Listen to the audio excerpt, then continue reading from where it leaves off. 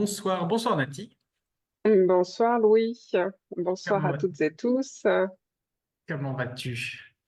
Je vais très très bien et puis surtout je suis ravie d'être là avec toi et puis avec vous de l'autre côté de l'écran ce soir pour vous parler d'écriture et de littérature.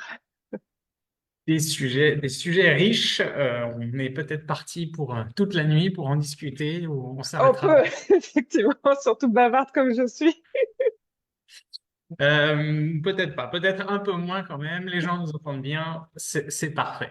Bonsoir à ceux qui sont là, à ceux qui vont nous rejoindre ensuite et à ceux qui verront en rediffusion ensuite. Il sera disponible. Si vous ne pouvez pas rester jusqu'au bout, on partagera le lien. Je suis Louis de Bernis, responsable marketing de Bouquinbec, et nous vous proposons ce soir, comme parfois, un rendez-vous, une discussion avec ce soir une personne qui a une double casquette, un double chapeau, parce que c'est à la fois notre collaboratrice et à l'écrivaine aussi que je vais parler ce soir. C'est bien ça, Nathalie? Exactement, oui, oui, tout à fait. Ce soir, j'endosse mes deux casquettes, à la fois collaboratrice de Bouquinbec en tant que coach en écriture, et puis ma casquette d'écrivaine, d'autrice, puisque c'est vraiment la conjugaison des deux expériences qui vont me permettre de vous fournir le plus d'informations possible au cours de ce live. Donc, coach en écriture, effectivement, comme tu l'as dit, tu accompagnes les auteurs, tu animes des ateliers pour les aider à la rédaction du manuscrit. On avait déjà fait un premier Facebook Live il y a quelques mois d'ailleurs sur ce sujet de l'alpha lecture, la bêta lecture, ces concepts-là.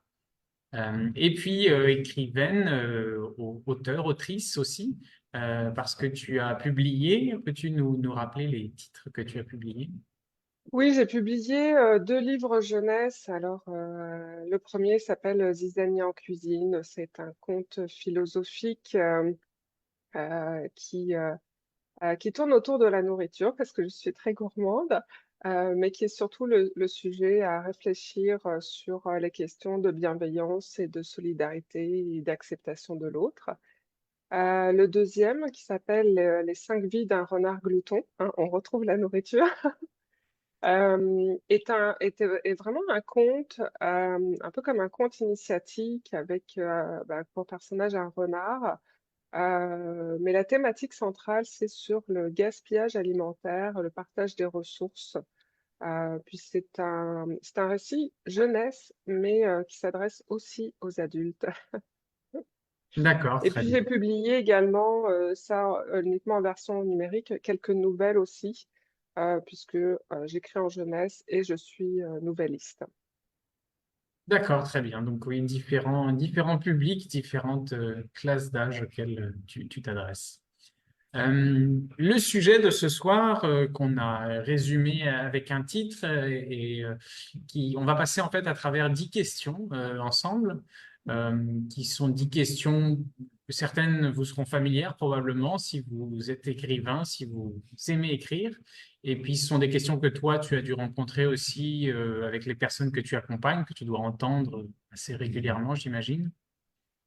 Effectivement, Louis, les questions qu'on a sélectionnées ce soir, en fait, font partie de celles qui me sont le plus souvent posées par les auteurs débutants, les auteurs novices. Euh, il y a beaucoup de questions qu'on se pose quand on démarre un projet d'écriture ou quand on a écrit un premier livre puis qu'on va en faire un deuxième. Et donc, ce soir, on en a sélectionné 10 parmi toutes celles-là, mais pour vous donner justement des astuces, des réponses concrètes surtout, pour vous aiguiller là, dans ce chemin qu'est l'écriture et le processus de création littéraire. Très bien. Pour les gens qui nous regardent là en ce moment, si vous avez des questions additionnelles ou si ce dont on va parler vous pose des interrogations, n'hésitez pas à les poser. Je surveille du coin de l'œil aussi la conversation. Je pourrais les attraper au vol ou alors on y reviendra à la fin de notre échange. On verra. Allons-y directement. C'est un peu dans l'ordre chronologique en fait. pour les gens qui pensent à écrire un roman, qui ont ce projet-là en tête, avant de poser la plume ou de saisir le clavier pour la première fois? Est-ce qu'il y a des choses qu'ils devraient se demander? Est-ce qu'il y a des questions qui devraient se poser et des réponses à trouver avant de commencer? Alors, c'est certain qu'il y a des questions indispensables à se poser pour écrire un roman ou écrire un manuscrit, quel qu'il soit, un roman ou autofiction, autobiographie. Euh, pour faire court, en fait, j'en mentionnerai quatre fondamentales. Et je mentionnais celle-ci parce que justement, dans mon expérience en tant que coach en écriture, souvent je vois que les auteurs, ils ont commencé à écrire, bon, ils ont fini leur premier jet, mais ils se sont pas posé ces questions, puis ça ressort dans le résultat. Alors la première, c'est pourquoi et pour qui je veux écrire. Pourquoi? C'est ma motivation à écrire. Entamer un projet d'écriture, c'est un projet de long terme. Ça demande beaucoup de souffle, beaucoup d'endurance, beaucoup de persévérance.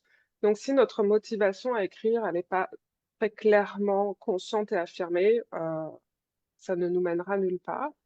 Et puis, pour qui je veux écrire aussi. Euh, alors, c'est pas seulement, moi je vous ai dit, je suis auteur jeunesse et puis je suis nouvelliste, donc je m'adresse à deux lectorats différents. Oui, c'est la question du lectorat, mais c'est aussi se dire, est-ce que je veux écrire pour moi-même uniquement? Est-ce que je veux juste écrire pour ma famille et mon entourage? Ou est-ce que je veux écrire pour un public plus large? Ça, ce sont des questions. On peut tout à fait démarrer un projet d'écriture sans avoir l'intention de publier et de le faire pour soi, en exploration, en loisir, etc. Je trouve ça formidable aussi, mais c'est important de poser ces bases-là. La deuxième question est là, on rentre, ok, j'ai répondu à ces deux-là, je sais où je m'en vais. Euh, c'est de quoi ça parle. Alors, de quoi va parler mon histoire? Euh, la troisième question, c'est de qui va parler mon histoire? Mhm. Et la quatrième question, en fait, qui est sous-jacente, c'est derrière le de quoi ça parle et de qui ça parle. En fait, la question voûte, c'est quel est le thème que je veux développer, que je veux explorer dans ce récit. Or, c'est pareil, ça m'est arrivé à plusieurs reprises de lire des manuscrits euh, et à la fin, je dis, je ne sais pas de quoi ça parle, je ne sais pas de qui ça parle. C'est embêtant. Mhm. Euh, Et puis, ou alors, c'est l'inverse, c'est-à-dire un auteur ou une autrice qui a voulu parler de trop de choses à la fois, et ça fait que finalement, on n'en retient rien parce que il y a trop de thèmes qui sont abordés. Ce qu'il faut savoir, c'est que un roman, un manuscrit, tient vraiment sur un thème fort. Il peut y avoir autour de ce thème des sous-thèmes explorés, mais c'est vraiment un thème fort qui va en faire la colonne vertébrale. Alors, je vais vous donner deux exemples concrets Mhm. euh, tirés de la littérature québécoise.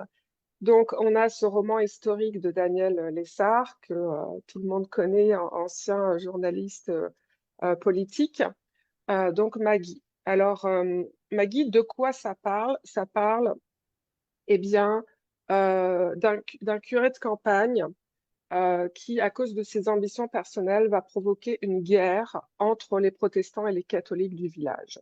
D'accord? On est au début du XXe siècle. De qui ça parle? Eh bien, ça parle de Maggie, parce qu'elle va finalement être la victime de cette guerre. Elle va être utilisée, manipulée pour servir, pour créer cette guerre. Et et quel est le thème exploré par Daniel Lessard?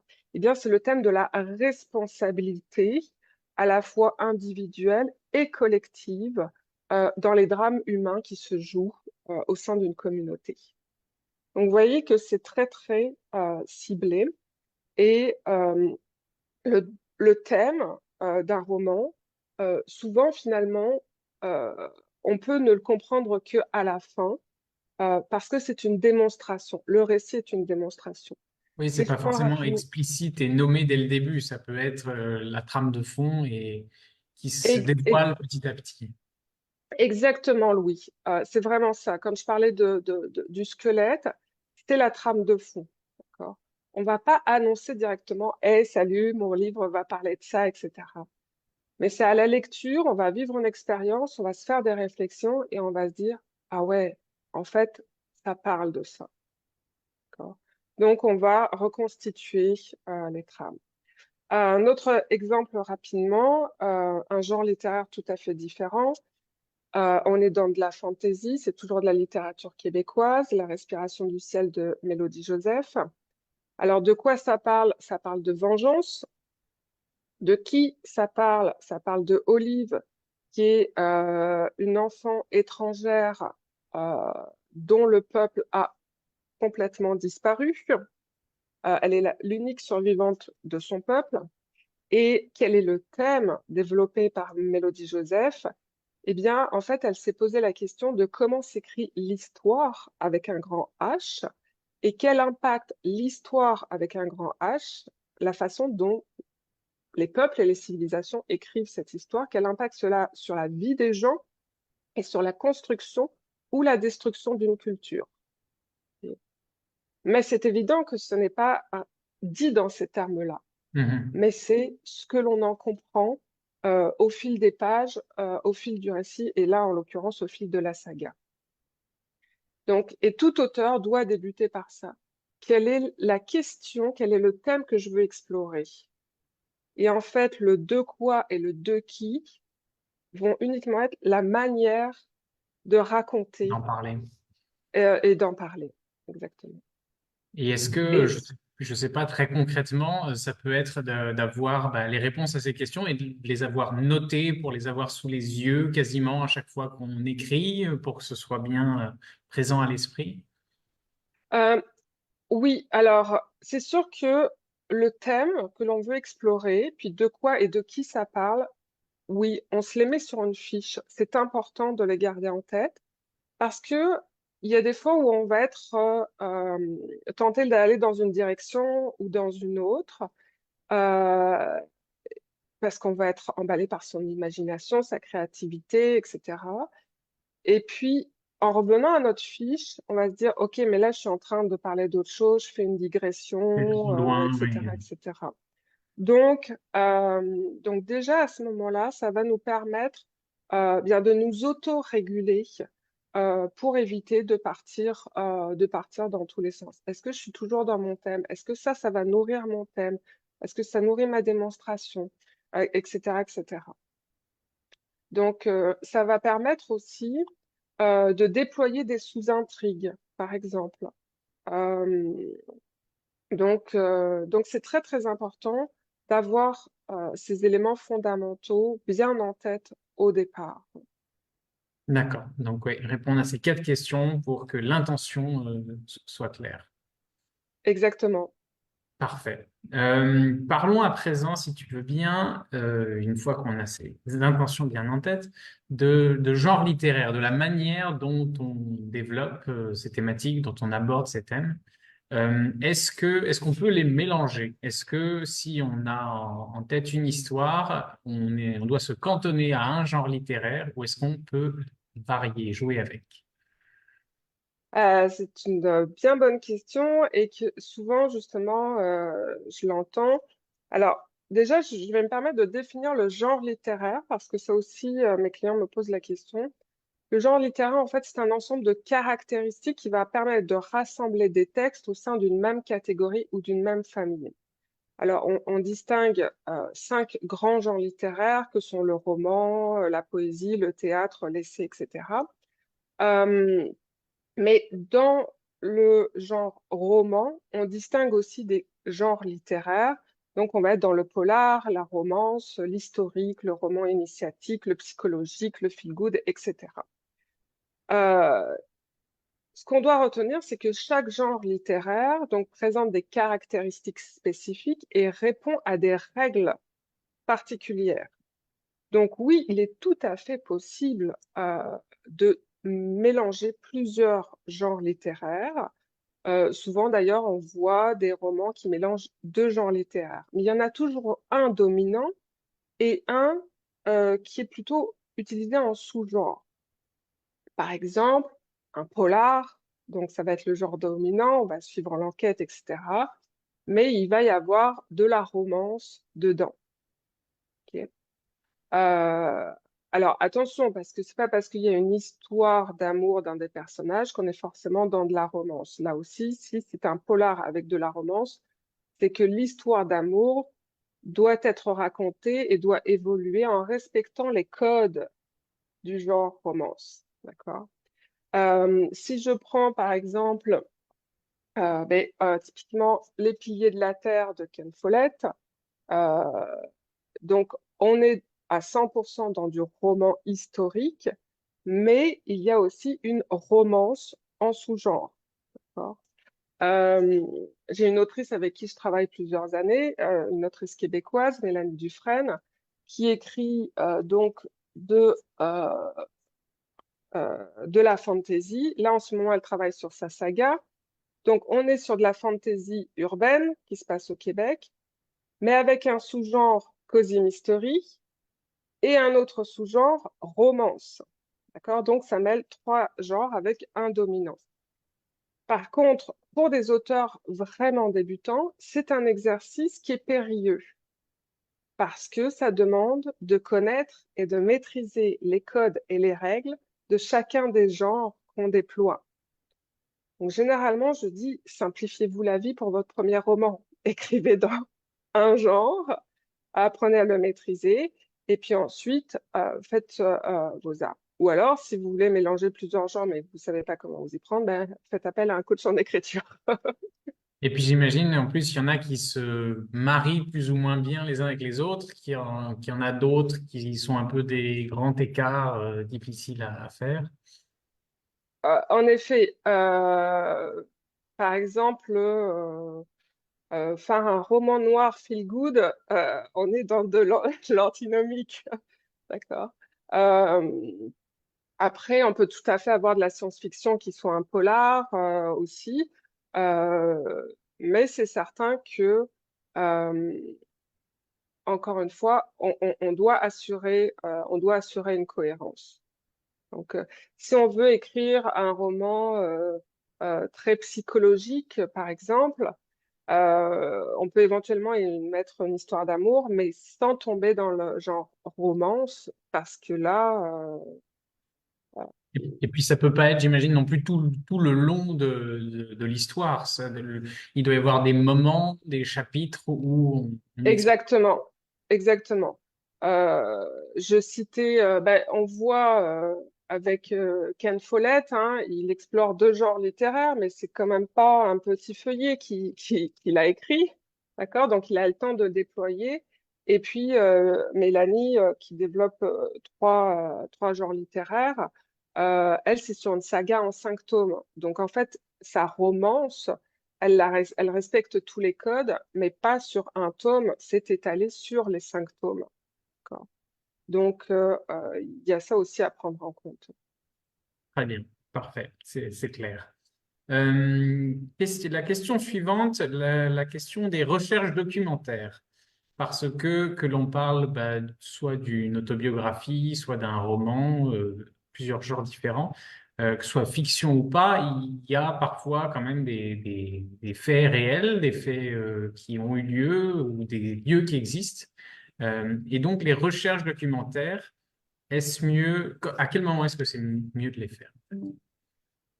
Alors, en fait, je dirais, c'est bien de les faire avant l'écriture du premier jet, puis après l'écriture du premier jet, dans la phase de réécriture.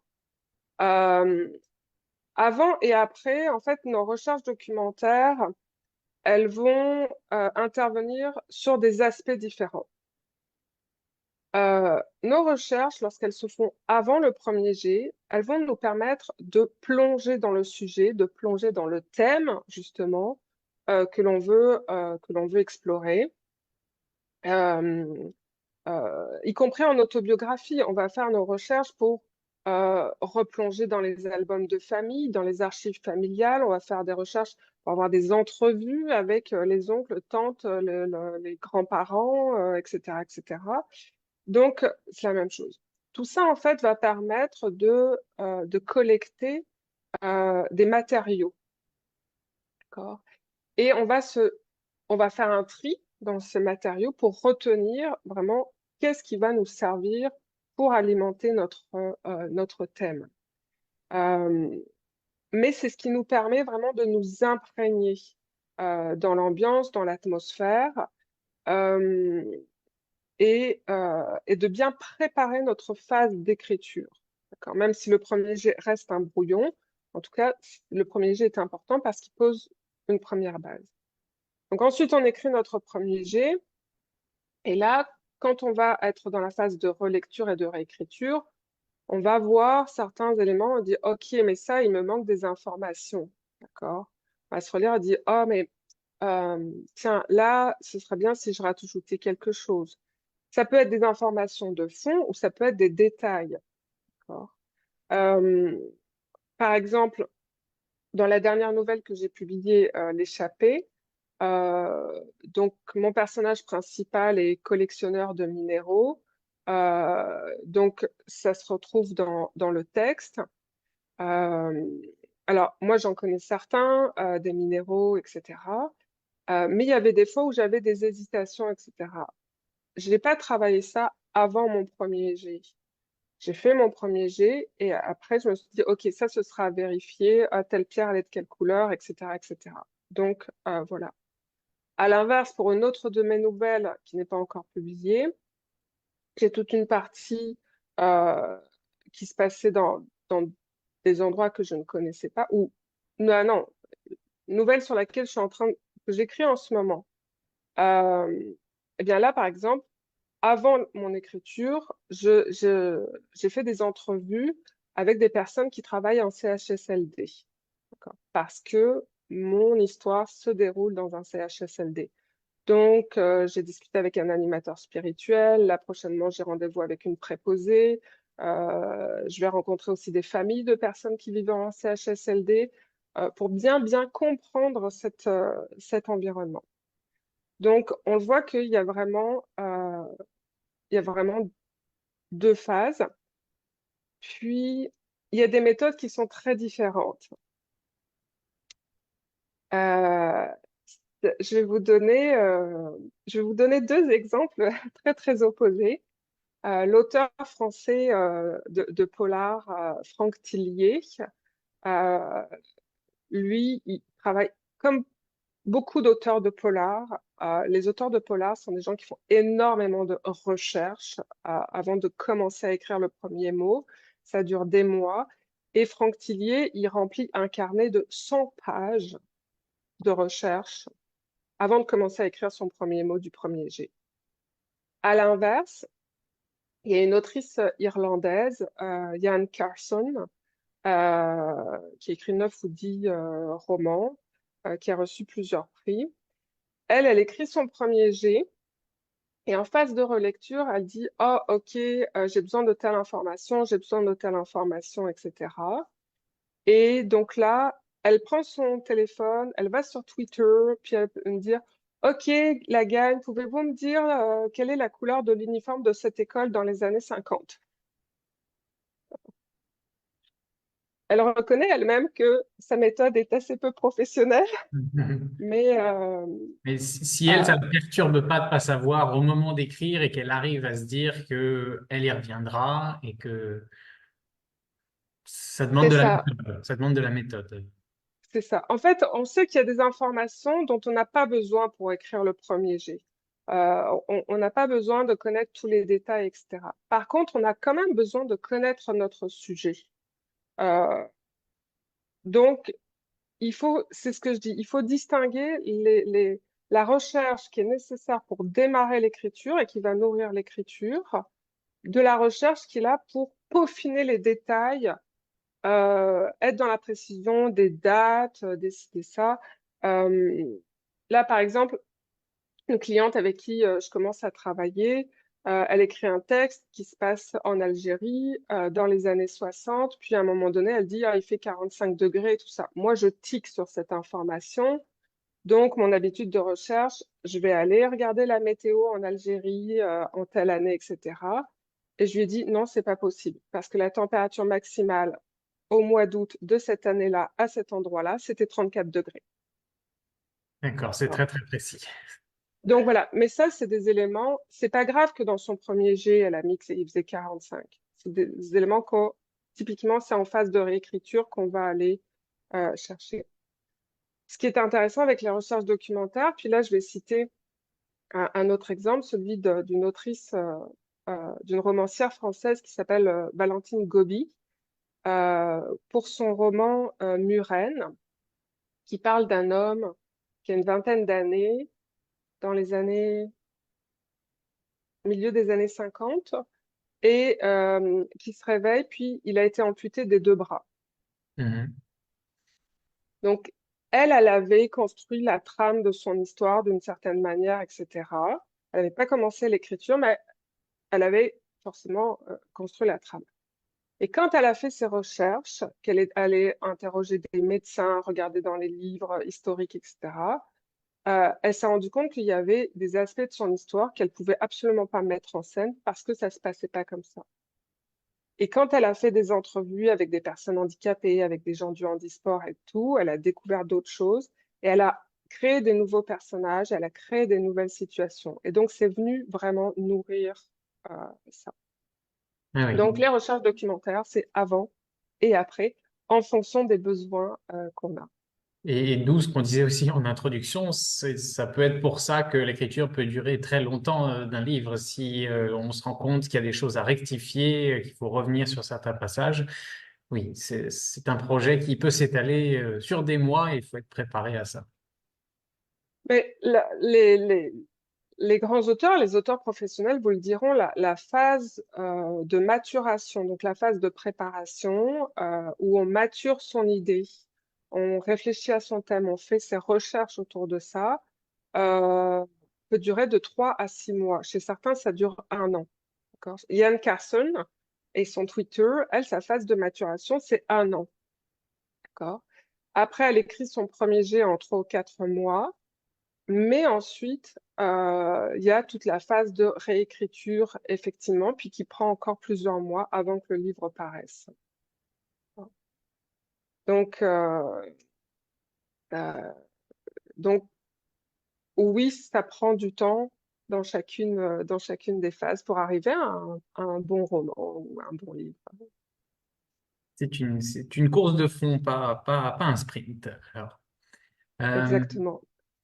après les recherches documentaires, donc, qu'on peut faire soit au début, soit compléter ensuite, une autre question, c'est qui peut aider ou pas dans l'écriture. Est-il indispensable de connaître la fin de son histoire avant de commencer, ou est-ce que ça peut se trouver en chemin? Alors, moi, je vous dirais que si vous montez dans un voilier, et puis que vous partez en mer sans avoir de cap ni de carte de navigation, vous avez de très grandes chances pour vous perdre et de vous noyer dans la tempête. D'accord. C'est la même chose pour l'écriture. C'est-à-dire que quand vous démarrez, vous devez démarrer avec un minimum d'éléments, c'est-à-dire une trajectoire et une destination. D'accord. Le romancier américain Douglas Kennedy, il dit tout le temps que quand il commence à écrire, il ne connaît pas la fin de son histoire. D'accord. Puis même, parfois, il arrive au milieu de son roman, il ne connaît toujours pas la fin de son histoire. Sauf que il connaît sa destination. Il sait à quel résultat il veut arriver. Par contre, il ne sait pas quelle forme va prendre ce résultat. C'est ça quand il dit je ne connais pas la fin. D'accord. Euh, il sait que ce personnage doit mourir, par exemple, mais il ne sait pas encore comment il meurt. Voyez. Mais il connaît sa destination. Donc, et ça, c'est très important. On a différents genres d'écrivains. Il y a les écrivains qui planifient tout, etc., qui veulent savoir exactement étape par étape comment ils vont écrire.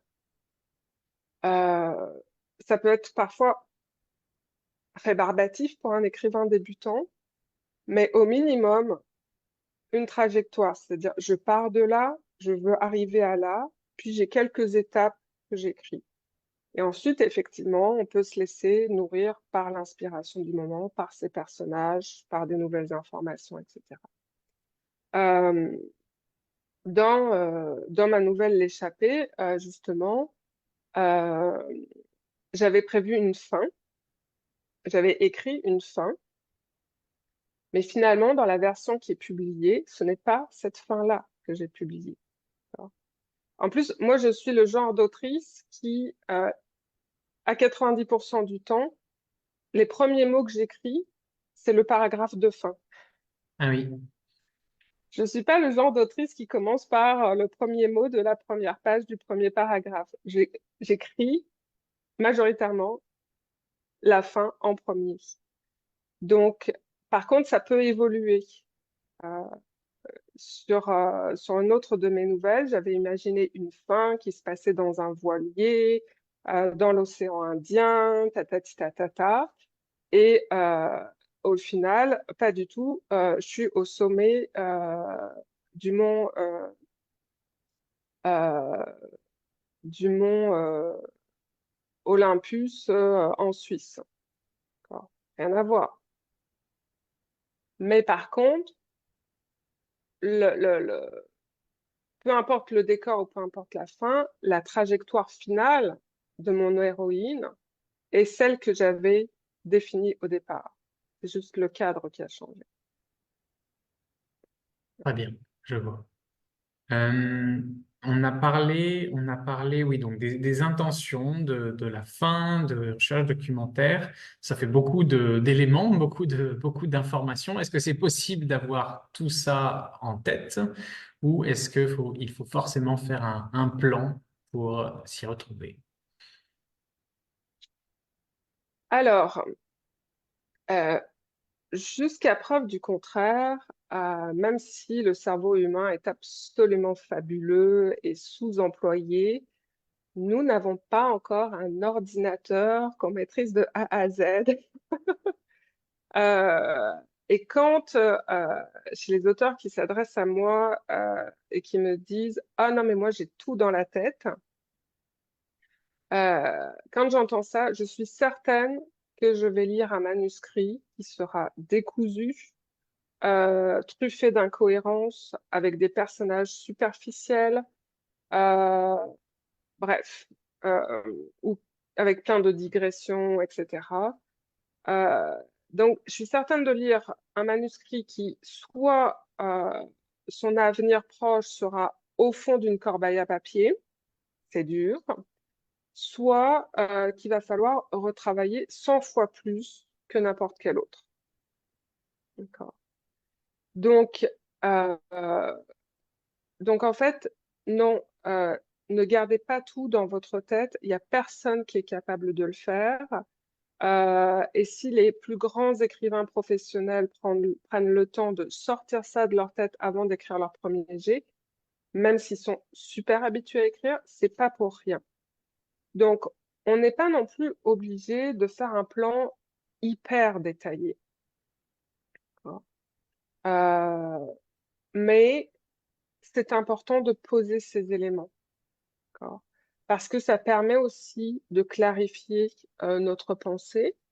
Euh, Puis tu vois, tout comme tantôt, Louis, tu disais, oui, on le met sur une fiche, puis on peut y revenir, etc., concernant le thème et le quoi et le qui.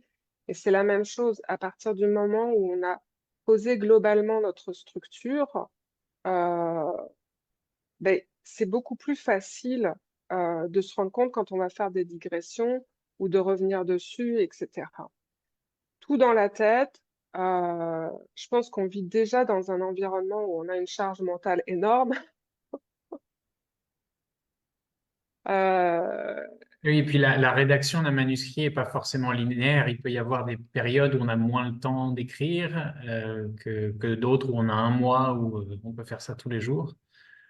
Donc, Exact, Louis, c'est vraiment très bon ce que tu viens de dire, parce que oui, dans nos vies chargées, euh, on n'arrive pas forcément à écrire à tous les jours, etc., etc. Et cetera. Et donc, si on garde tout dans notre tête, ben, nos idées, elles peuvent évoluer. Et donc, quand on reprend notre manuscrit une semaine ou 3 semaines plus tard, on va l'envoyer dans une direction qui n'était pas celle qu'on avait commencé. Tout ça parce qu'on n'avait pas établi de bornes et de carte de navigation au départ. Voilà.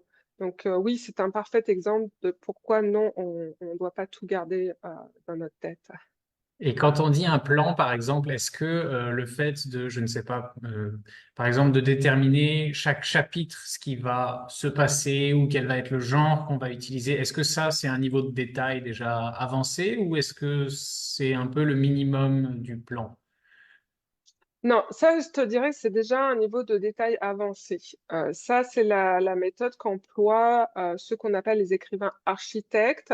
Donc, ils vont travailler un plan très, très détaillé, très fourni. Avant de commencer l'écriture de leur premier jet, ils auront déjà fait tout leur découpage de chapitres. Ils sauront qu'est-ce que je mets dans tel chapitre, etc., etc. Euh, Ce n'est pas à la portée de tout le monde d'adopter cette méthodologie-là. Puis pour les auteurs débutants, souvent ça peut paraître très rébarbatif aussi. Euh, donc, je dirais que au minimum, encore une fois, c'est de dire, OK, ma situation initiale, c'est celle-ci. D'accord? Mon personnage, il vit ça, ta ta ta ta ta. Mon élément déclencheur, c'est celui-ci. Il va se passer ça qui va bouleverser la vie de mon personnage. Puis, ma situation finale, c'est celle-là.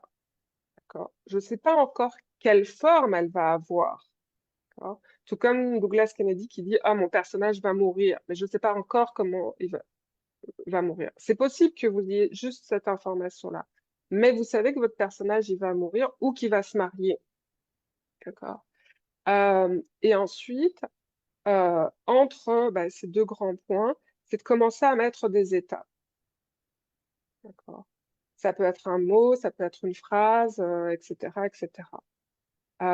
Mais ça commence à dessiner des contours, un chemin, et ensuite, euh, ça facilite aussi l'écriture. Quand vous avez pour votre de quoi, de qui, votre thème, situation initiale, situation finale, quelques étapes, ça facilite. Moi, je dirais que c'est vraiment, euh, en termes de plan, c'est vraiment le minimum euh, qu'on devrait, euh, qu'on devrait avoir.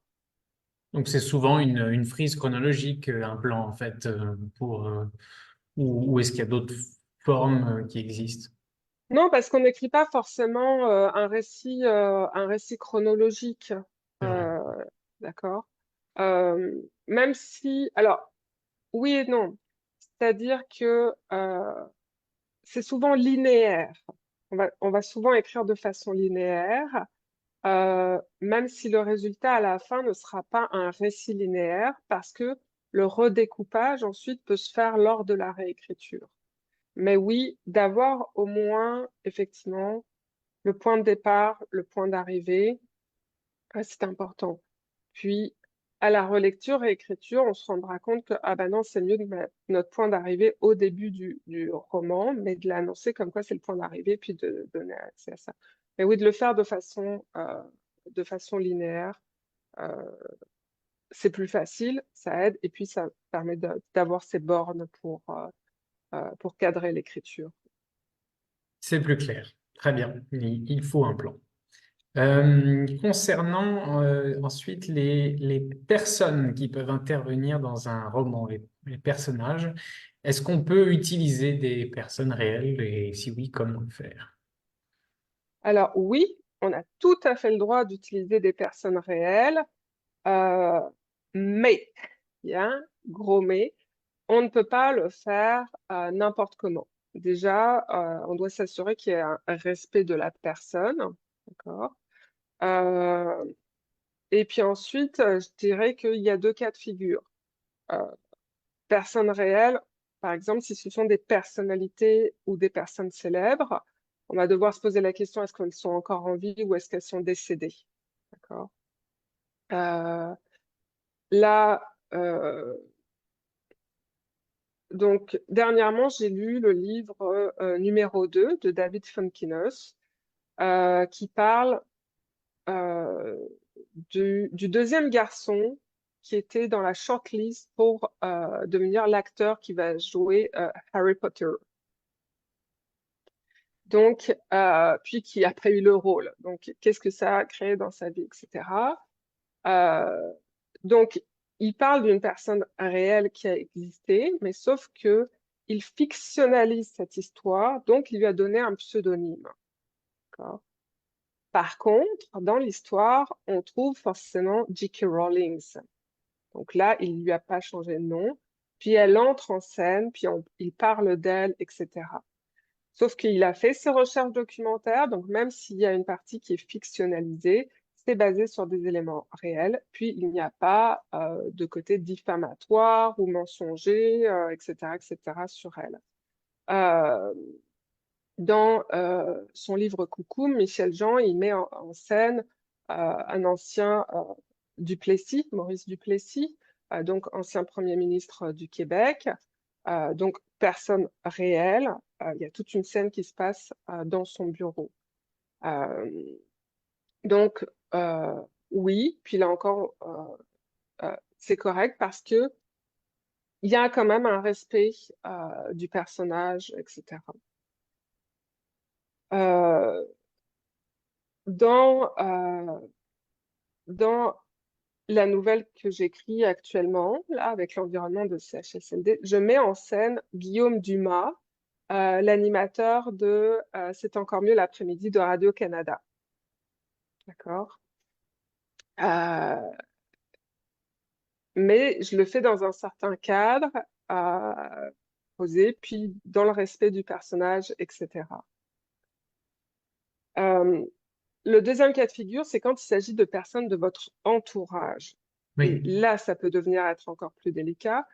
Dans le premier cas de figure, si vous mettez une personnalité célèbre dans une situation délicate, etc., vous pouvez avoir des problèmes si on considère que c'est diffamatoire ou mensonger. D'accord?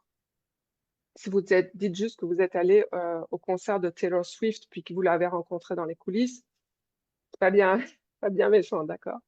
Donc, c'est ça. Mais quand ce sont des personnes de votre entourage, ça, c'est beaucoup plus délicat.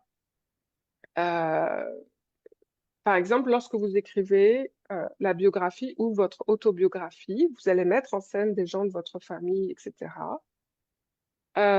C'est certain qu'il va falloir leur en parler, puis qu'il va falloir leur demander leur autorisation, d'accord. Parce que sinon, ils peuvent refuser ça. Une des autrices avec qui je travaille sur son autobiographie à l'heure actuelle, c'est son autobiographie, mais elle a changé l'identité de tout le monde. Même son mari ne s'appelle pas comme son mari dans la vie réelle, etc., etc. D'accord? Ça, on ne fait pas pour autant une fiction, c'est juste que elle préserve une partie de la vie privée de ces personnes-là. Euh, une autre autrice avec qui je travaille, qui elle écrit une fiction, euh, qui est dans le genre chick lit, et elle s'inspire de personnes de son entourage. D'accord. Mais ce qu'on a convenu, c'est que justement, ça reste une inspiration.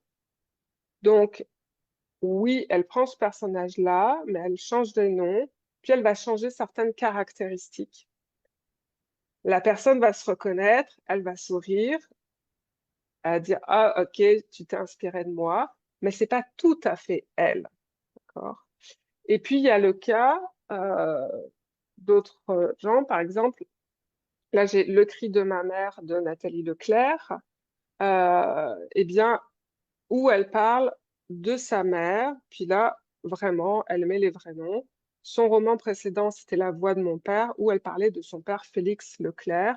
Donc, on est à la fois dans des personnes de l'entourage et dans des personnes célèbres, mais on est dans de l'autobiographie, puis elle a assumé ça. Donc, c'est ça qui est important. Oui, c'est possible de le faire, mais on ne le fait pas n'importe comment. avec respect, oui.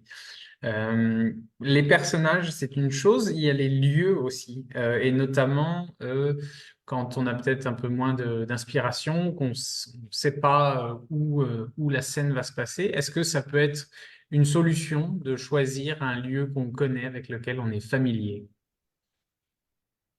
Ça peut être une solution, effectivement, Louis, mais ça ne doit pas être une solution de facilité. Dans le sens où on doit, là encore, se poser la question, est-ce que ma ville ou mon quartier ou mon village sont les meilleurs lieux pour raconter cette histoire ou cette scène-là? D'accord. Euh, si j'habite euh, si j'habite Sainte-Marguerite en Beauce, d'accord, et que je veux mettre en scène une guerre des gangs, C'est un peu trop loin, peut-être. alors, je suis pas sûre que ce soit la bonne place, d'accord? Oui, je connais parfaitement Sainte-Marguerite et Sainte-Marie parce que j'y vis là depuis toujours. Mais sauf que moi, mon truc, c'est une guerre des gangs. Non. Ok. Donc, un lieu, c'est comme une saison. C'est porteur d'une ambiance, c'est porteur d'une atmosphère. Donc, naturellement, dans un lieu, il peut se dérouler certains événements. Il peut y avoir certains types de personnes, mais pas d'autres. Donc, mon lieu doit être cohérent avec ce que je veux raconter. D'accord. Mon lieu peut devenir aussi presque un personnage de mon récit.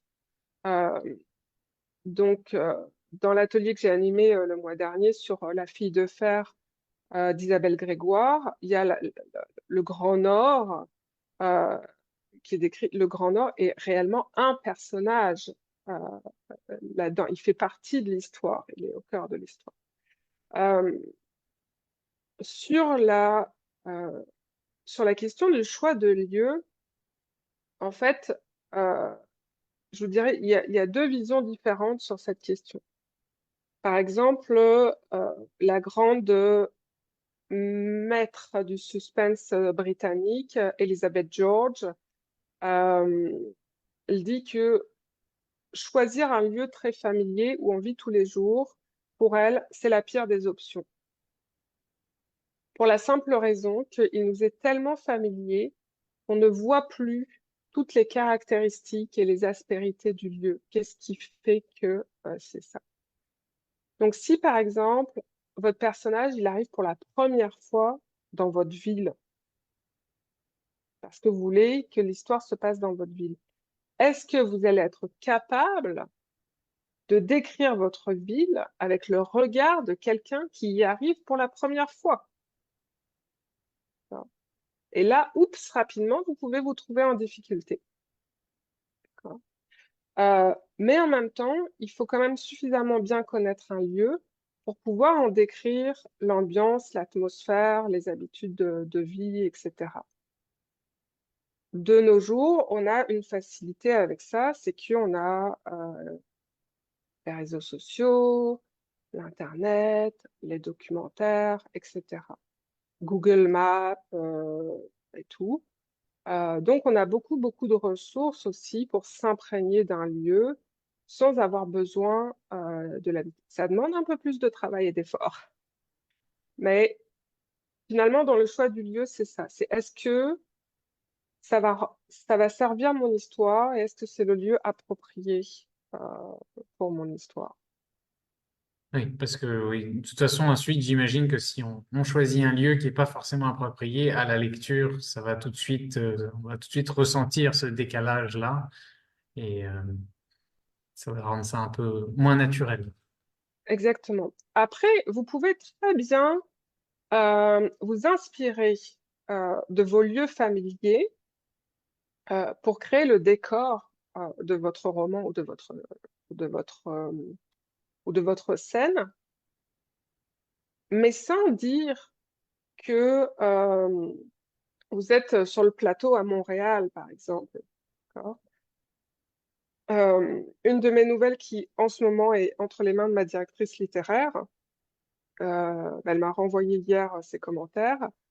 Euh, Elle m'a dit, oh, c'est amusant parce que je pensais que ça se passait à New York. Et puis à un moment donné, tu parles du quartier latin, puis là, je me rends compte que c'est à Paris. Et moi, j'ai éclaté de rire parce que je parlais du quartier latin à Québec, où j'habite, de la ville de Québec.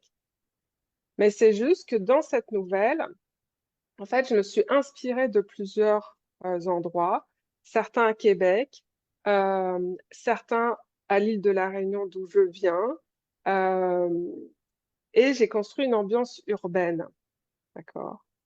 Et oui, j'ai cité le quartier latin parce que c'était un clin d'œil au quartier latin d'ici. Euh, voilà. Mais je ne dis jamais dans quelle ville ça se passe. Donc, elle dit, ah, je pensais que c'était à New York, puis là, je me rends compte que c'est à Paris et tout. Mais pour moi, en fait, c'est un Québec réinventé. Voilà. Donc, vous avez cette possibilité-là aussi. Et puis finalement, est-ce que c'est très, très important que le lecteur situe exactement la ville où ça se passe? Non, l'important, c'est qu'il ait cette immersion dans cet environnement. Oui, oui, qui se sentent dans un contexte urbain, c'est ça qui compte. Et puis oui, ça peut être un jeu aussi avec le lecteur de pas forcément nommer explicitement le lieu. D'accord, donc un peu Exact. comme avec les personnes en fait, oui, ça peut être d'utiliser des caractéristiques qu'on pense reconnaître la personne ou le lieu, et en fait l'important Mm, c'est l'impression que ça dégage. exact. Après, c'est certain que quand on veut être plus dans le réalisme, euh, eh bien, là, on va citer les noms de rues, on va citer les décors, etc., pour être dans ce côté très, très réaliste. Et à ce moment-là, oui, il faudra vraiment caractériser le lieu, puis que le lecteur puisse mettre la petite épingle sur la carte en disant, OK, c'est là que ça se passe. Parfait. Une fois qu'on a mis en scène ces différentes personnes, utilisé ces lieux que soit on connaît dans la vraie vie, soit moins, parlons de réécriture, dont on avait déjà un peu parlé lors de notre précédent Facebook Live, mais la réécriture, c'est un mot qui peut faire un peu peur, j'imagine, à certains auteurs. Est-ce que on doit tout réécrire quand on fait on passe à travers cette phase-là, ou seulement bah, des parties de ce qu'on a écrit? Euh, alors déjà, je vais rebondir, Louis, sur le fait que la réécriture, c'est un mot qui fait un peu peur aux auteurs. Euh, je comprends ça, sauf que, je le dis toujours, le métier d'écrivain, ce n'est pas d'écrire, c'est de réécrire. Et puis ça, tous les écrivains professionnels vous le diront. Le vrai boulot, c'est la réécriture. Enfin, c'est là qu'on crée un livre, vraiment. Avant ça, c'est juste une histoire racontée sur un morceau de papier. D'accord.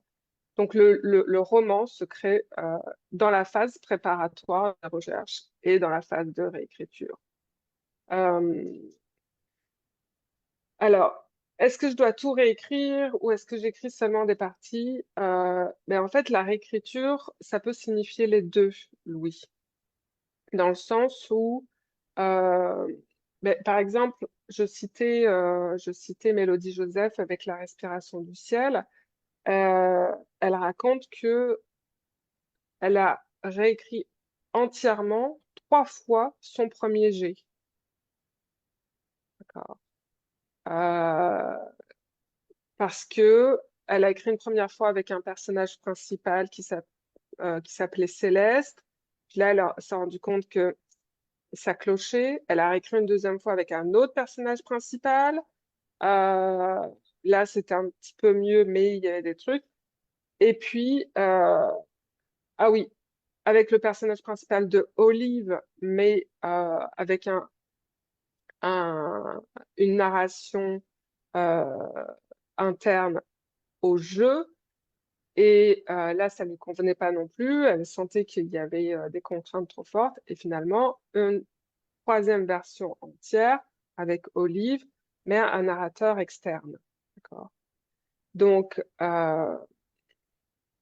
donc oui, moi, dans le cas de la nouvelle L'échappée, dont je parlais, c'est pareil, j'ai fait trois réécritures complètes de mon premier jet. Parce que je cherchais mon point de vue narratif, est-ce que je l'écris au il ou au je? Et ensuite, je cherchais mon temps de narration. Est-ce que je l'écris au passé ou est-ce que je l'écris au présent? D'accord. Mais ça, c'est pas forcément sur 2 ou 3 pages qu'on est capable de le faire. de le mesurer. D'accord, parfois oui, parfois non. Euh, et ensuite, quand on ne réécrit pas tout, on va réécrire des parties, mais souvent on réécrit beaucoup de parties. Puis la réécriture aussi, c'est beaucoup de je prends mes ciseaux puis je coupe. D'accord? Donc il faut apprendre à faire des deuils de plein de nos mots, de plein de nos phrases, etc. Euh, euh, je le citais une fois, Pierre Lemaitre, pour un de ses romans, celui pour lequel il a eu le prix Goncourt, a réécrit 22 fois son premier chapitre. Donc là, il a réécrit une partie, bah, il a fait plusieurs réécritures, mais juste son premier chapitre, euh, il l'a réécrit 22 fois. Euh, la réécriture en partie, ça peut vouloir dire aussi, OK, je dois retravailler ce personnage-là. Donc, je vais sélectionner toutes les parties du roman où intervient ce personnage-là, puis je vais tout retravailler cet aspect-là.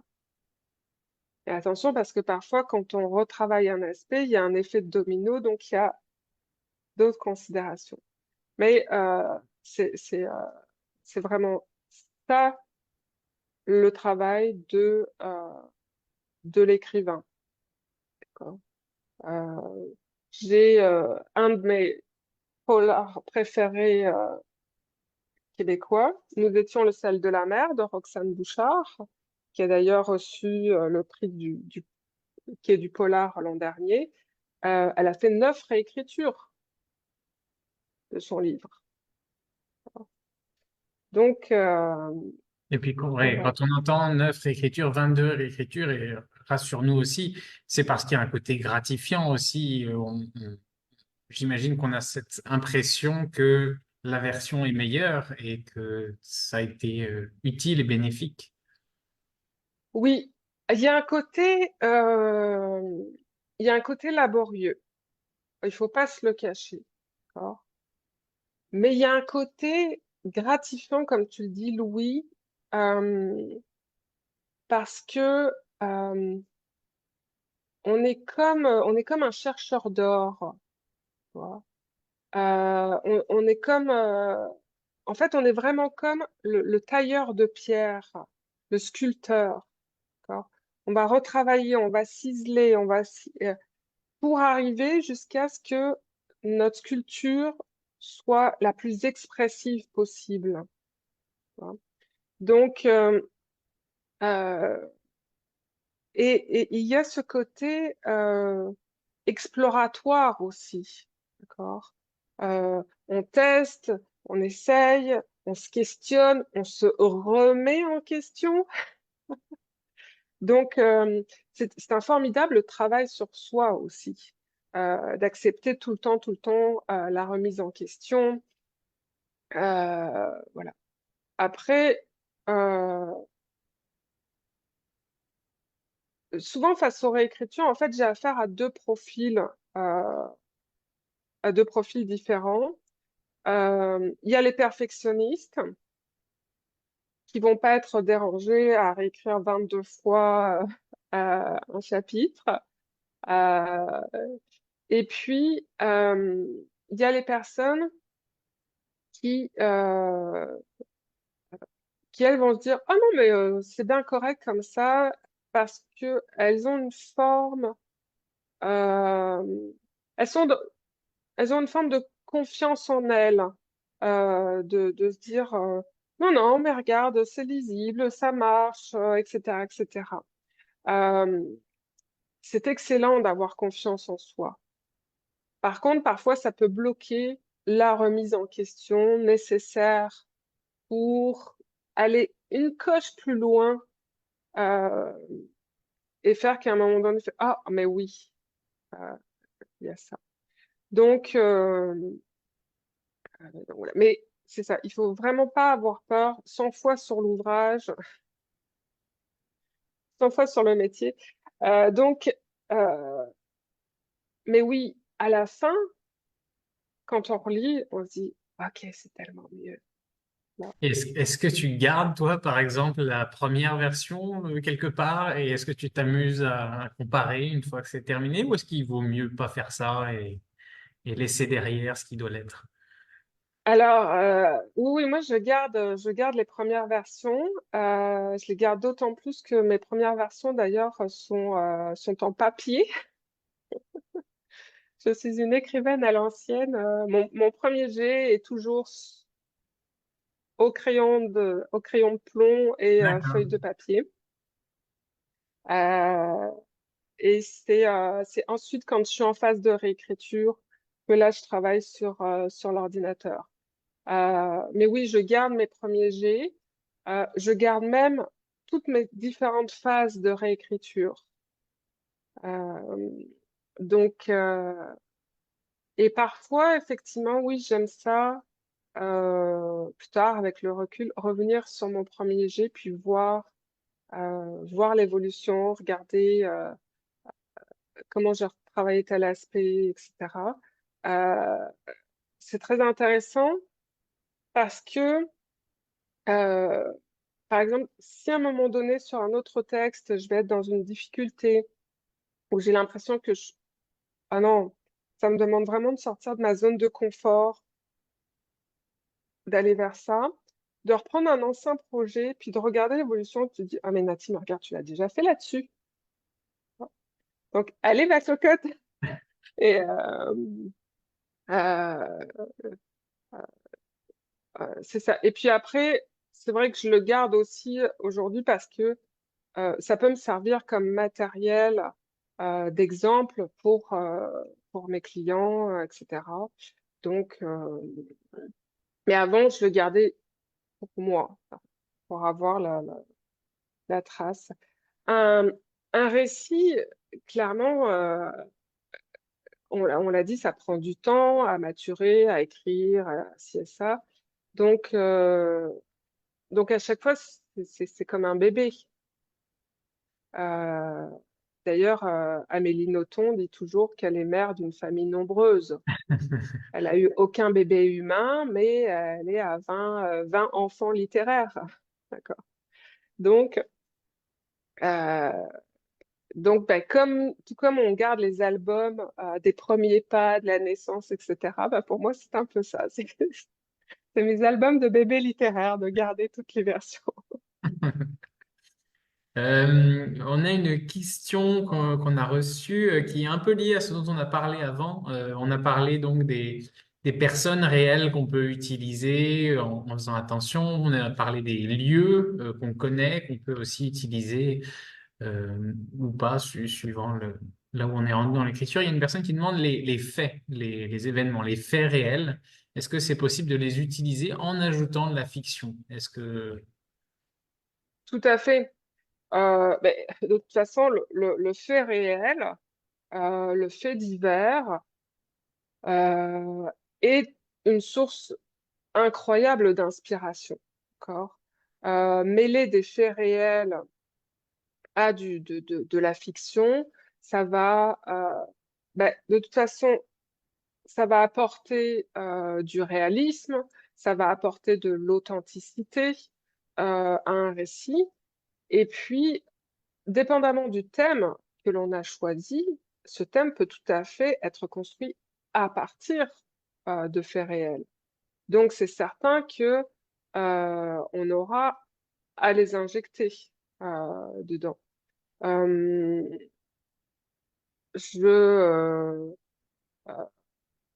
les exemples sont très, très, très nombreux dans la littérature euh, où on va mélanger des faits réels avec des éléments fictionnels, où on va avoir un personnage de fiction qui va être mêlé, qui va vivre des faits réels, d'accord, des faits qui se sont réellement passés. On le retrouve énormément dans le roman historique.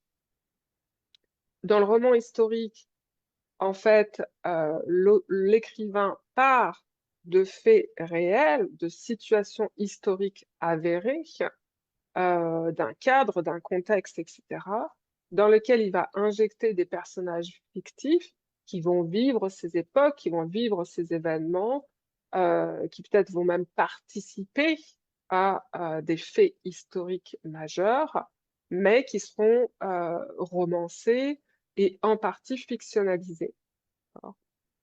Il y a un écrivain américain, euh, Steve Berry, qui, qui écrit qui a sa saga de roman policier avec son enquêteur Cotton Malone.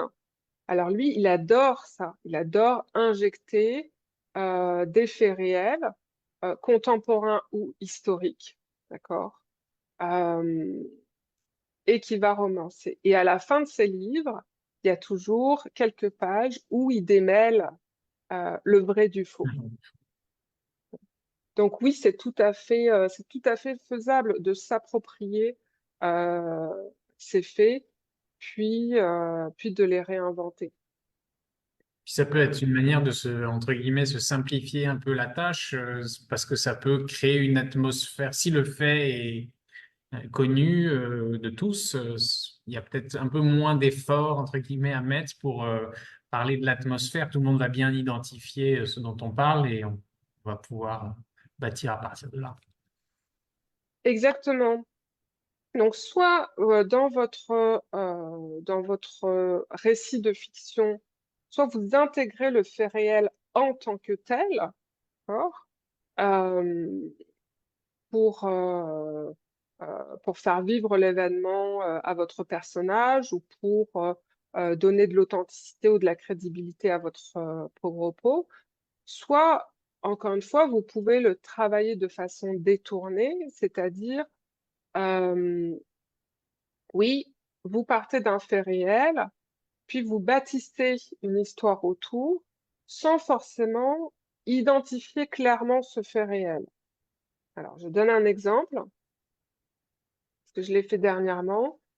Euh, il y a 3 semaines, un mois, j'ai écrit le premier jet d'une autre nouvelle. Alors, je travaille toujours sur plusieurs projets d'écriture en même temps. D'accord. Donc, c'est pour ça que ça a l'air très tentaculaire, mais je travaille toujours sur 5, 6 projets Et tu d'écriture as un plan pour simultanément. chaque pour être sûr de ne pas te perdre. Oui, mais je les travaille toujours à des phases différentes. C'est comme ça D'accord. que je peux travailler sur 4 ou 5 projets, c'est parce que je les travaille à des phases différentes.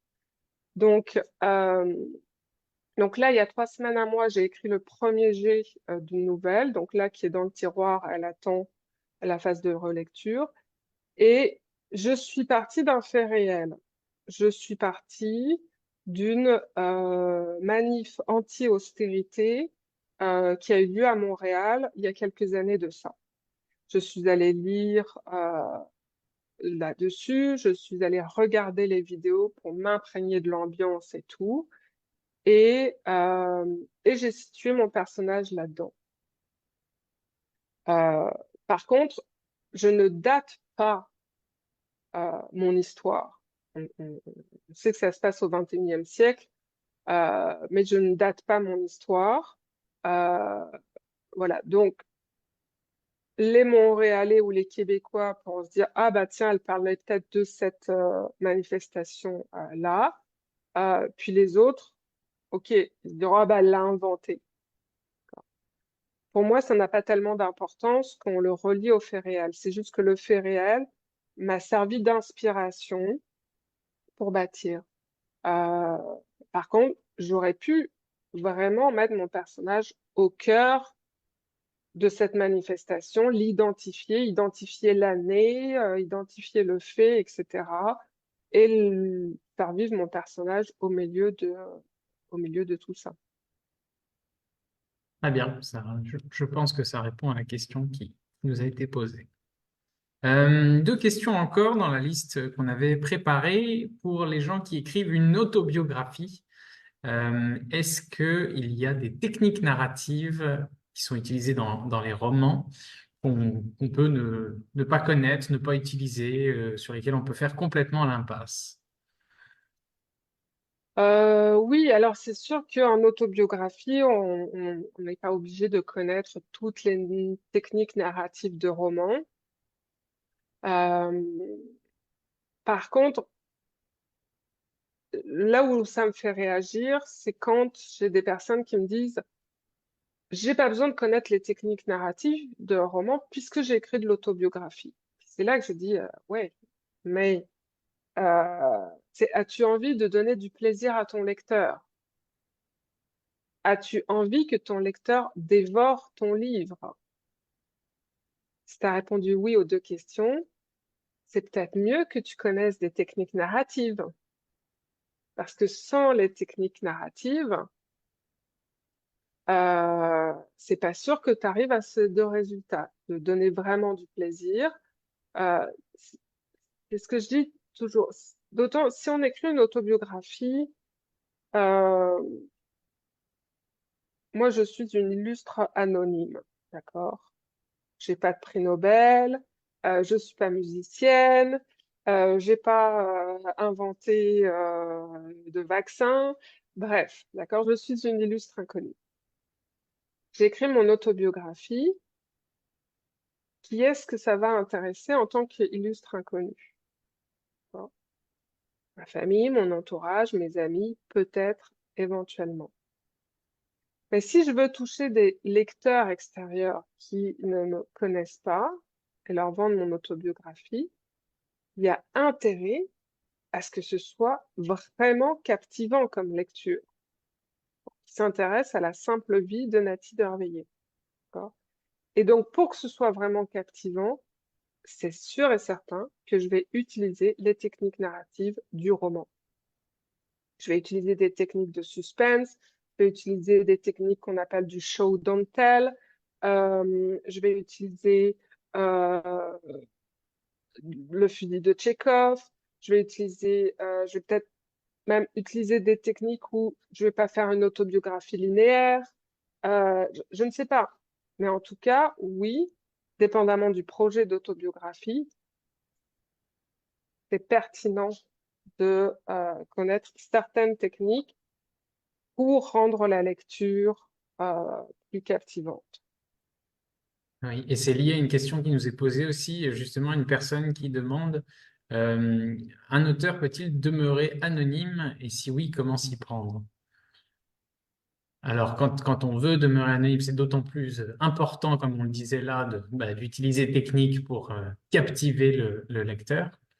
Après, là, la question est peut-être plus technique sur la manière de publier, peut-être.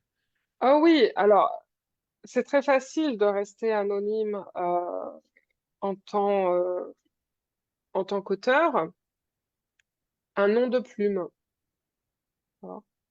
Euh, et une de mes clientes, euh, une française, qui publie du Cozy Mystery, qui a un nom de plume, d'accord, et qui a une photo d'avatar, pas le film, mais un avatar, sur ses profils de réseaux sociaux. D'accord. Et s'il lui arrive de faire des entrevues sur Zoom, etc., c'est pas elle qu'on voit, Ah c'est oui, un jusque-là, avatar. oui. Oui, tout à fait. En fait, je connais deux cas de figure comme ça. Euh, donc oui, il y a personne. Bon, moi, je connais sa véritable identité, c'est sûr, mais ses lecteurs ne connaissent pas sa véritable identité. D'accord. Peut-être que beaucoup de ses lecteurs pensent qu'elle s'appelle effectivement Adèle Prince, mais ça n'est pas le cas. D'accord. Pas du tout. Donc, oui, c'est tout à fait possible. Euh, que ce soit en auto-édition, ben là, c'est encore plus simple, hein. Vous éditez sous votre nom de plume, et puis voilà, si vous auto-éditez via Bouquinbec, ce que, en toute objectivité, je vous recommande, euh, pour l'avoir fait moi-même. Donc, il n'y a que Bouquinbec qui connaîtra votre véritable identité. Et encore une fois, si vous avez un TikTok, un Facebook, un Instagram d'auteur, vous mettez votre nom de plume, vous mettez aujourd'hui, vous pouvez même vous créer votre fausse photo de profil avec l'intelligence artificielle. Donc, Oui, il y a beaucoup voilà, d'outils à disposition. exactement. Donc, mais pareil, si vous éditez en maison d'édition, vous pouvez convenir avec la maison d'édition euh, que vous éditez sur un nom de plume. Euh, je parlais de J.K. Rowling tantôt. Elle a publié des romans policiers sous un nom de plume et même un nom d'homme parce que elle s'appelle Robert Galbraith. Euh, et justement, elle l'a fait pour publier anonymement et voir si elle aurait quand même du succès en dehors de son nom devenu très marketing de J.K. Rowling. Mhm. Et ça a été le cas, ce qui prouve qu'elle a quand même du talent, même si on peut contester sa personne, mais elle n'en demeure pas moins qu'elle a du talent littéraire.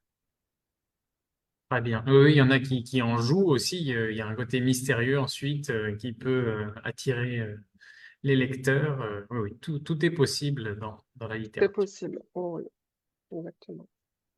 On arrive tranquillement à la dernière question que nous avions prévu d'aborder. Vaste question pour ceux qui veulent donc écrire un roman. Quelle est la meilleure méthode? Alors, la réponse claire et franche, il y a autant de méthodes que de romanciers. Ceci étant dit, alors généralement, on distingue les romanciers dits architectes, ceux qui font des plans super, super détaillés, des romanciers jardiniers, ceux qui se laissent plus influencer par leur imagination. Et puis, moi, j'aime bien dire qu'il y a une troisième catégorie, parce qu'auparavant, je me considérais vraiment comme une jardinière, et puis avec la maturité, dirais-je, je me considère plus comme une paysagiste. Donc, je ne fais pas un plan détaillé chapitre par chapitre comme Aurélie Valogne ou d'autres, mais j'ai une structure qui est un peu plus solide. Euh, En coaching, par exemple, je vais toujours évaluer mes clients pour trouver quelle sera la méthode qui leur conviendra le mieux, parce que j'ai des profils très différents. Ça m'est même arrivé de devoir innover pour m'adapter à eux et leur permettre d'avancer sur leur projet d'écriture. Par contre, il y a un chemin, il y a un processus d'écriture, puis les étapes de ce chemin sont les mêmes pour tous, quel que soit le genre de roman qu'on écrit. D'accord. Ça, c'est très clair. Ce qui diffère, c'est la manière de voyager sur ce chemin. D'accord. Est-ce que j'y vais à pied, à dos de cheval, à moto, en Formule 1, etc. Mais le chemin et les étapes sont les mêmes. Euh, il y a David Defendi, qui est un romancier et scénariste autodidacte, qui a maintenant reçu des récompenses. C'est lui qui a écrit, entre autres, le roman Braco, qui a été adapté en série télé en France. Dans une entrevue, il a dit, si j'avais su comment procéder dès le départ, j'aurais gagné beaucoup de temps, ne serait-ce qu'en me posant moins de questions. Euh, donc, moi, je dirais que avant même de se questionner sur la méthode, ce qui est pertinent, c'est de connaître le chemin. Et ce que je constate, c'est qu'il y a un très grand nombre d'auteurs novices euh, qui ont aucune idée du chemin qu'ils doivent emprunter pour arriver à écrire un livre. Ils commencent à écrire ou même ils ont terminé d'écrire le premier jet. Puis là, ils disent, OK, mais c'est quoi que je dois faire? C'est quoi qui se passe ensuite? Etc. Voilà. Là, j'ai le cas d'un monsieur qui a écrit son premier jet et puis qui finalement a dit, OK, non, je laisse faire parce que je me rends compte que je m'y suis vraiment très mal pris. Donc, je redémarre sur un nouveau projet très différent, mais là, je veux y aller dans le bon sens et en suivant toutes les bonnes étapes. D'accord? Donc, euh, donc, c'est vraiment plus ça qui est important de connaître. La méthode, je dirais, même si on passe pas par un coach, on peut la trouver euh, en tâtonnant, en s'écoutant, etc. Mais par contre, si on connaît les étapes et le chemin, ben là, on va mieux pouvoir avancer dans notre processus. Voilà. D'accord. Et pour cela, tu proposes un atelier bientôt dont nous pouvons parler, euh, qui détaille justement une méthode et on l'abordait tout à l'heure, la question des différentes versions d'une nouvelle, par exemple. Ça fait partie du matériel que tu peux montrer pour aider les auteurs. Oui, exactement, Louis. Alors effectivement, comme j'étais souvent confrontée justement à ces auteurs et autrices qui en fait ne savent pas quel est le processus, quel est le chemin et les étapes à suivre pour écrire un livre de A jusqu'à Z. Donc effectivement, j'ai eu l'idée de cet atelier que j'ai appelé Autopsie d'une nouvelle. Donc, en fait, à travers cet atelier, je vous propose de décortiquer. On sort le bistouri, le scalpel, la lampe frontale et, euh, et on joue les coronaires de la nouvelle. Donc, je l'ai cité à quelques reprises dans notre entretien. Donc, c'est la nouvelle L'échappée qui est parue dernièrement, uniquement en version numérique. Euh, En fait, je vous propose un voyage au cœur de la création littéraire, c'est-à-dire qu'on part de l'étincelle de l'idée jusqu'à la publication et je vous fais découvrir toutes les étapes. Alors, ce qui vaut pour une nouvelle vaut exactement pour un roman. Donc, il n'y a pas il y a pas de mystère. Toutes les étapes de conception, d'écriture et de réécriture. D'accord. Donc, c'est un atelier qui est organisé en deux rencontres, parce que comme on peut l'imaginer, il y a quand même beaucoup de matière à explorer. Donc, la première rencontre qui va avoir lieu le 19 mars, on va mettre le focus sur tout ce qui est l'idéation, donc l'inspiration, comment la nourrir, comment faire mes recherches, comment construire, à partir de quoi je suis partie, comment j'ai créé mes personnages, comment j'ai posé les premiers jalons de la structure, les questions que je me suis posées, etc. L'écriture du premier jet, comment elle s'est organisée. Donc, et en fait, à travers ça, bien, je vous montre une méthode, mais j'ouvre aussi des portes et des fenêtres sur d'autres méthodes. Parce que moi-même, en tant que nouvelliste, dépendamment de mon projet d'écriture, j'emploie pas toujours les mêmes méthodes, justement. Je suis toujours le même chemin, mais je n'emploie pas toujours les mêmes méthodes. Donc, je parle aussi de ces différentes options lors de l'atelier. Et puis la seconde rencontre qui aura lieu 15 jours plus tard, le 2 avril, là, on va vraiment se centrer sur la phase de réécriture. Puis, je vous ai dit que c'était le cœur de l'ouvrage de l'écrivain. Et là, pour la première fois, les participants vont avoir accès à mon tout premier jet et je vais leur fournir les documents de mes différentes phases de réécriture. Je vais leur fournir les annotations de ma directrice littéraire. Donc, ils vont vraiment rentrer dans mon intimité d'écrivaine. Ils vont avoir vraiment accès à tous mes documents. Puis c'est pour ça qu'il y a 15 jours d'intervalle entre les deux, parce que pendant ces 15 jours, les participants auront le temps de prendre connaissance des documents, de les examiner.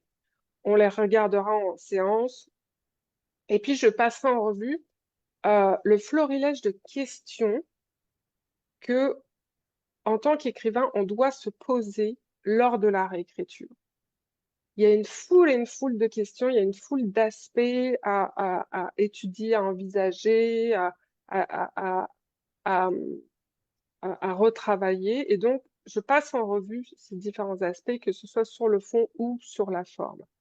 Et pour finir la deuxième séance, ben, je parlerai des étapes suivantes, la correction, la révision linguistique, la mise en page, etc., jusqu'à la publication. Donc là, En fait, en participant à cet atelier, donc qui est en 2 rencontres, mais les participants, les auteurs auront vraiment une vision globale de tout le chemin, de toutes les étapes, de A jusqu'à Z, de la petite étincelle, ting, ah, j'ai une idée, est-elle bonne ou pas bonne, jusqu'à la publication. Super, oui. Alors, bah, on a mentionné les dates, bien sûr, on repartagera ensuite dans l'infolette ou sur la page Facebook de Bouquinbec tous les détails et la manière de s'inscrire à cet atelier-là. Mais oui, un atelier donc qui couvre en fait tous les aspects, toutes les questions qu'on a pu aborder aujourd'hui et que vous ayez un projet de nouvelle ou de roman, ben, vous donnera vraiment des outils et un aperçu de tout ce que devrait être le processus d'écriture. Exactement, puis même si même si c'est une autobiographie, parce que c'est sûr que la partie inspiration sera pas la même, mais même dans une autobiographie, on doit se poser la question de qu'est-ce que je raconte, de comment je le raconte, puis les questions sur la phase de réécriture doivent être posées aussi. Euh, donc, quel que soit le genre littéraire qu'on écrit, euh, oui, ça va vous fournir vraiment euh, beaucoup de matériaux. Et en plus, je ferai le focus sur certaines techniques d'écriture avec des exemples concrets aussi. En tout cas, celles que j'ai utilisées dans ma nouvelle. Super, magnifique. Je regarde un peu, mais je crois que nous avons abordé les questions qui ont été posées pendant cet échange. Oui, je pense que nous avons pu parler de tout. Parfait. Donc, il me reste bah, à vous remercier, ceux qui nous ont suivis. Et Merci tout beaucoup. ça, oui, tout ça sera disponible en rediffusion si vous le souhaitez. On partagera les liens. Merci beaucoup, Nati, aussi, pour tous ces éléments. Ça fait de la matière, mais voilà, l'écriture a l'air d'être une vraie aventure, ouais, d'un roman ou d'une nouvelle. C'est une Ça longue l'est, aventure. ça l'est. Effectivement, c'est une véritable aventure, mais c'est une très belle aventure à partager puis à vivre soi-même. Donc, il y en a qui sont passionnés de golf ou de hockey et d'autres dans l'écriture. Super. Ben, merci à tous de nous avoir suivis et puis bonne soirée. Merci à toi, Louis.